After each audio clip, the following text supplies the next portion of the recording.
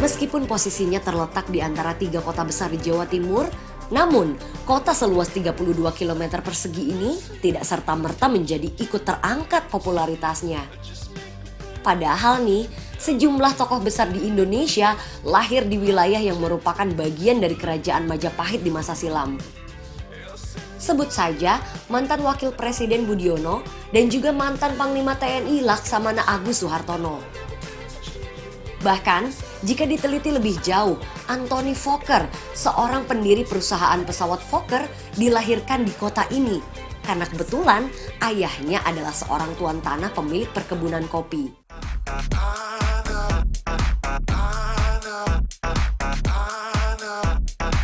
Sayangnya, tidak ada satupun peninggalan yang saya jumpai kisah dari Anthony Fokker yang menghabiskan masa kecil di sini. Inilah Blitar, kota nan penuh kenangan dengan berbagai kisah dari setiap zaman. Yang paling saya suka dari kota Blitar adalah kondisi lalu lintasnya yang jauh dari kata macet dan padat, padahal ruas jalannya lumayan lebar. Saya sampai membayangkan kalau suatu saat menetap di sini, udah pasti moda transportasi saya ya cukup sepeda. Mau kemana-mana enak kok. Seperti halnya teman-teman saya dari BCC atau Bosa Cycling Community yang merupakan para penggiat sepeda dalam setiap mobilitas mereka.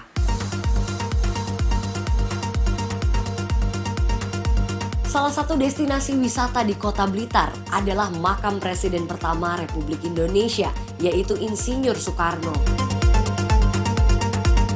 Ada ungkapan ekstrim yang menyebutkan kota Blitar tidak akan punya apa-apa jika Bung Karno tidak dimakamkan di sini.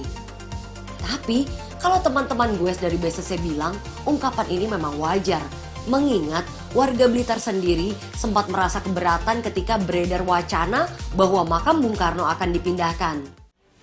Seperti telah diulas oleh berbagai sumber, putra Sang Fajar yang wafat pada tanggal 21 Juni 1970 sempat meminta agar dimakamkan di kota Bogor, tepatnya di area Istana Batu Tulis. Namun dengan berbagai pertimbangan, permintaan ini akhirnya gagal terwujud.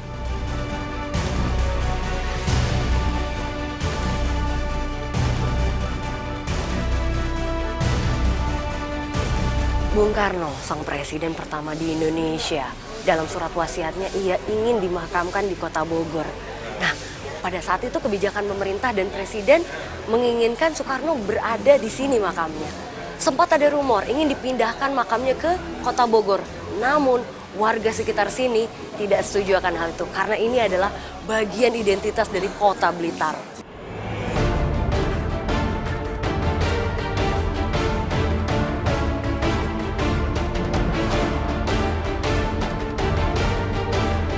Posisi kompleks makam ini sendiri terletak tak jauh dari bekas kediaman keluarga Bung Karno.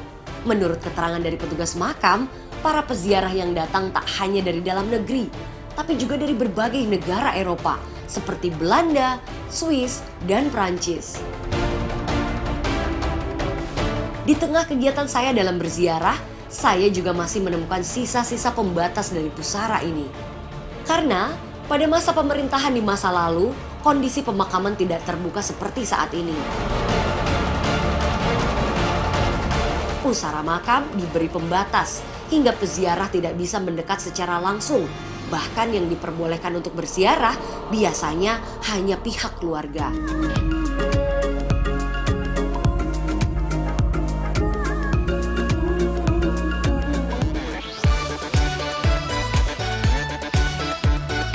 Setelah mengunjungi makam Bung Karno, saya dan teman-teman melanjutkan perjalanan.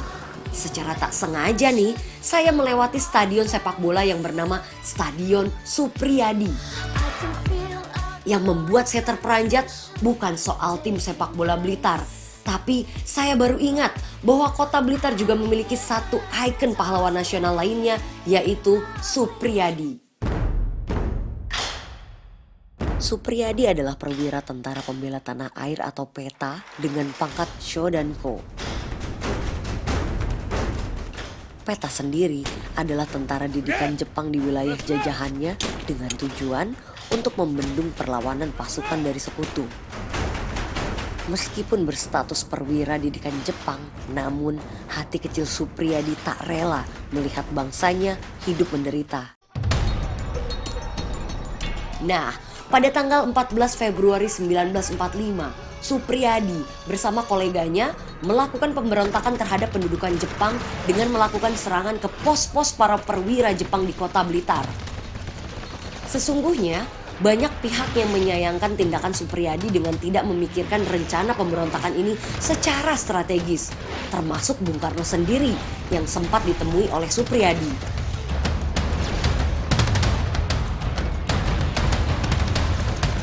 Pemberontakan peta di Blitar akhirnya berujung pada kegagalan karena telah tercium oleh intelijen Jepang serta kalah dalam persenjataan.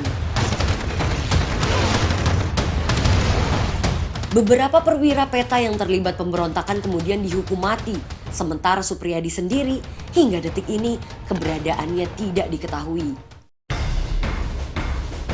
Syodanko Supriyadi, ia yang memimpin pemberontakan antara pembela tanah air melawan Dainippon atau Jepang pada saat terjadi di sini, di tempat ini juga.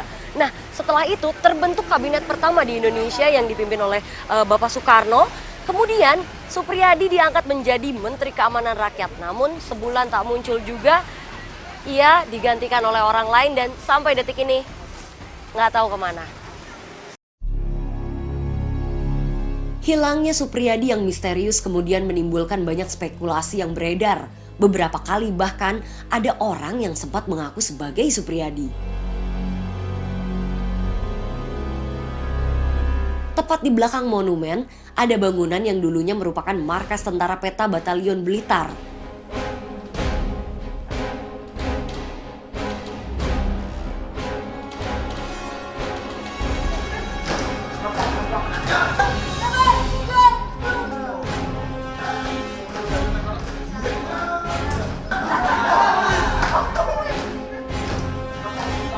Di tempat ini pula, Supriyadi dan rekan-rekannya merencanakan pemberontakan yang terjadi hanya beberapa bulan sebelum kemerdekaan Indonesia dikumandangkan.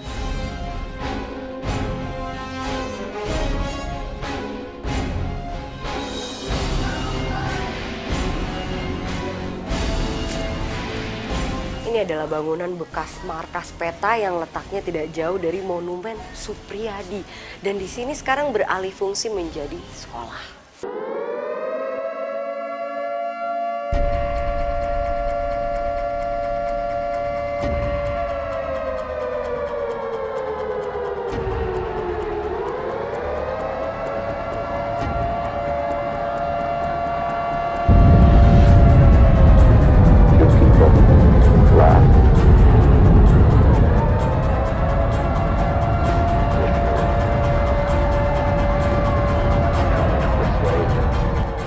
Awal Agustus 1945, pesawat Amerika menjatuhkan bom atom di dua kota negeri matahari terbit yaitu Hiroshima dan Nagasaki.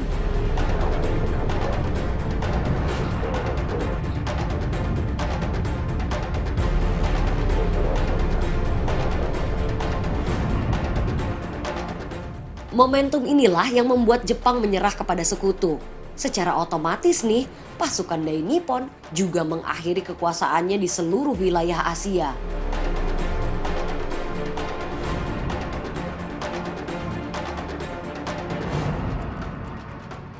Proklamasi.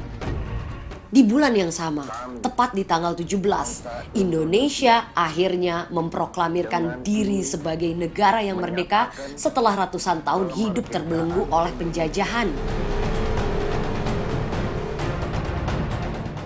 Supriyadi boleh jadi gagal, namun jiwa patriotik dan kecintaannya terhadap tanah air cukuplah menjadi pelajaran bahwa pengorbanan tetap harus dilakukan demi mewujudkan cita-cita yang mulia.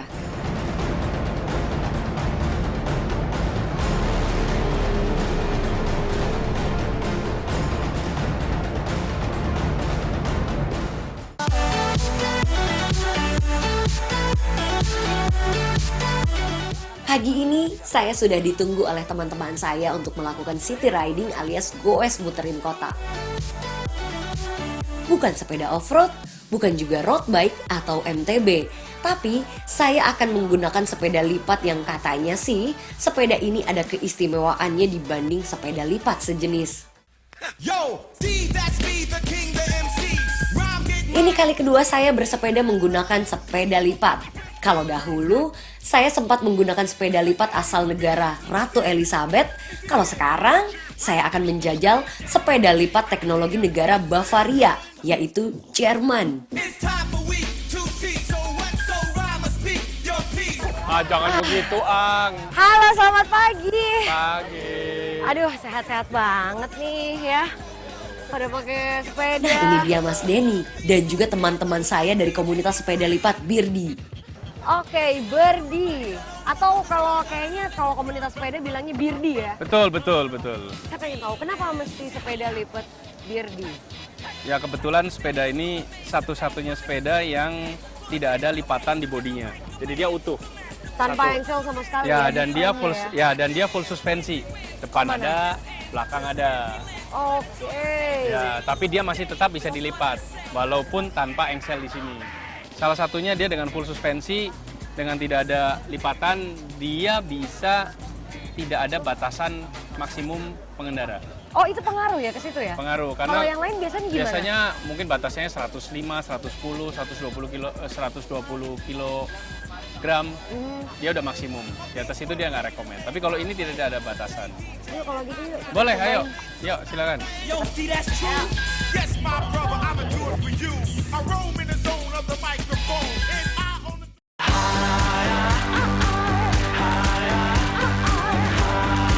Sepeda lipat ini didesain untuk memberikan kenyamanan bagi penggunanya. Ini dikarenakan material sepeda yang terbuat dari aluminium, berat sepeda berkisar antara 9 sampai 10 kg jadinya. Namanya juga teknologi Eropa, kualitas dan kenyamanannya pasti dinomorsatukan. Selintas, sepeda ini sama dengan sepeda lipat pada umumnya. Perbedaannya terletak pada teknologi full suspension alias peredam getaran. Sepintas, bentuk sepeda terlihat aneh ya, dengan adanya per tunggal yang posisinya berada di depan fork sepeda. Untuk suspensi belakang, terletak pada engsel belakang sepeda. Dengan sistem full suspensi, membuat pesepeda tidak ragu untuk melibas kontur permukaan jalan yang kasar.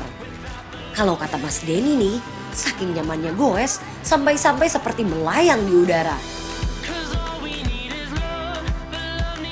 Rem sudah menggunakan sistem disc brake, sehingga pengereman akan lebih pakem saat ada di medan basah dan berlumpur. Komponen gear sepeda hampir sama dengan sepeda pada umumnya, memiliki 8 hingga 9 tingkat percepatan. Sedangkan ukuran roda berdiameter 18 inch membuat kendali sepeda lebih lincah saat digunakan melintasi jalan perkotaan. Terlebih lagi pada saat menghindari jalan yang berlubang dan macet.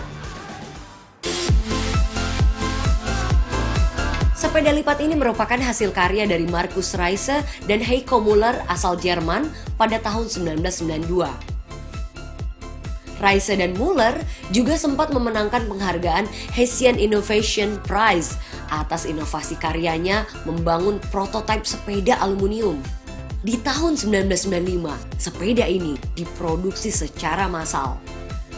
Walaupun merupakan hasil rancangan negara Jerman, produksi sepeda dilakukan jauh dari negaranya, yakni di negara Taiwan.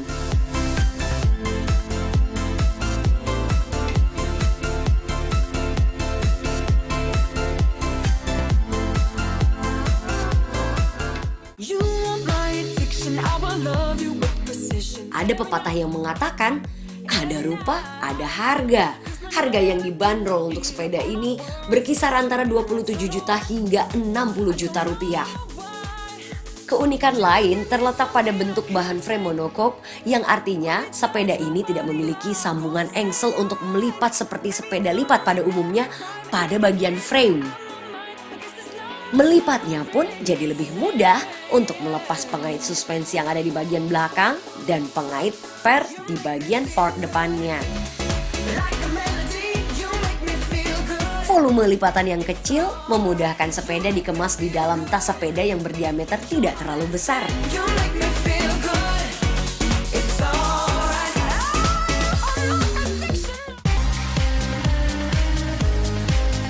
Itu tadi sepintas pengenalan sepedanya ya. Sekarang kita kembali ke goes.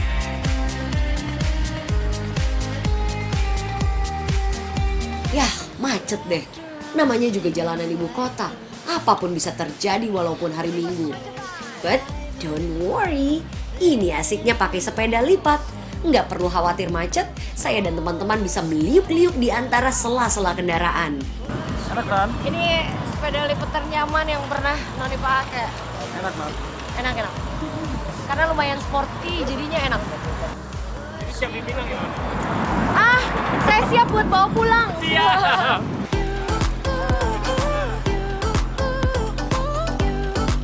Dan akhirnya saya bersama teman-teman sampai di Taman Suropati. Waktunya untuk melepas lelah sejenak. Sebenarnya ada juga nih hal yang ingin saya tanyakan ke Mas Denny.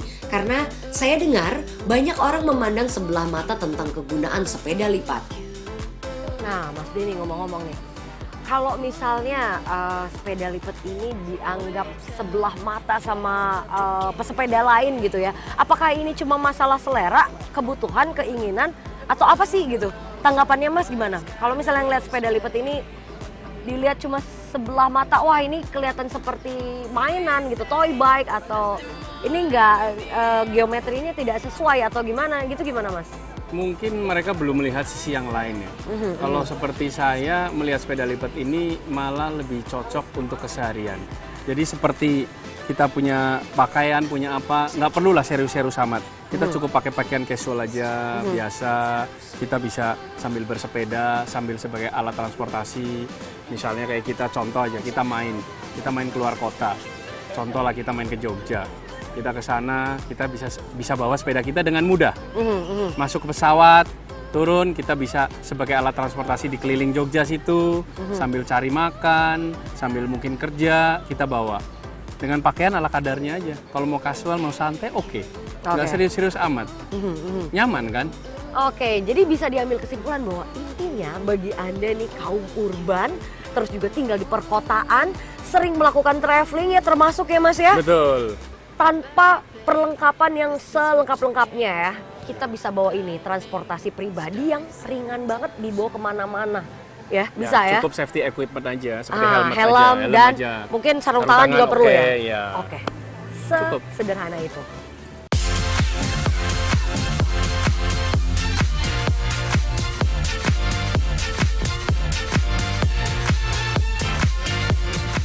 Yah, namanya juga sepeda lipat. Fungsi dan desainnya disesuaikan untuk melintasi jalanan perkotaan dan selain itu harus praktis. Maklum saja, ini kan sepeda lipat, bukan sepeda untuk dipacu cepat seperti road bike. Lagi pula, tujuan bersepeda bukan hanya mencari sensasi. Apapun sepedanya, tujuan utama bersepeda adalah menyehatkan jiwa dan raga.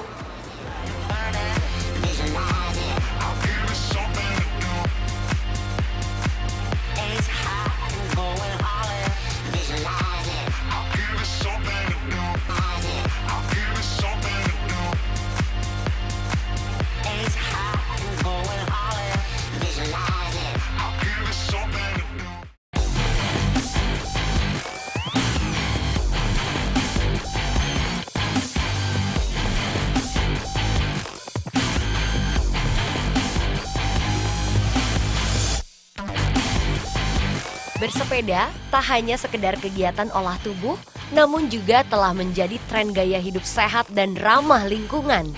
Tapi sayangnya nih, masih sedikit orang yang menyadari bahwa bersepeda tetap memiliki resiko yang lumayan tinggi, terutama bagi keselamatan penggunanya. Jangankan bersepeda di medan off-road, bahkan di jalan aspal sekalipun, nyawa pesepeda sewaktu-waktu bisa terancam. Kalau menyimak kejadian-kejadian ini, apakah Anda masih berpikiran kalau bersepeda di jalan raya itu jauh lebih aman dibandingkan di medan off-road? Makanya, keamanan dan kehati-hatian hukumnya wajib, nggak peduli dimanapun medan yang ditempuh.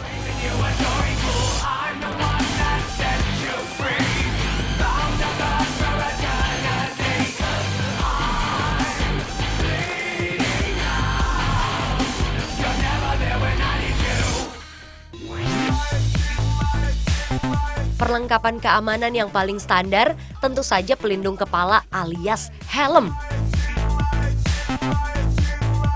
Fungsi helm sangat vital saat bersepeda jatuh dan mengalami benturan. Bisa Anda bayangkan ketika kepala Anda terbentur tanpa memakai alat pelindung. Jenis-jenis helm sepeda sendiri ada banyak variannya. Pada dasarnya ada 3 tipe helm sepeda yang disesuaikan dengan jalur yang ditempuh serta jenis kegiatan bersepeda itu sendiri. Pertama, helm untuk touring, city ride, atau road bike. Helm ini diperuntukkan kegiatan bersepeda di jalur aspal dan perkotaan. Kedua, helm untuk bersepeda di jalur off-road.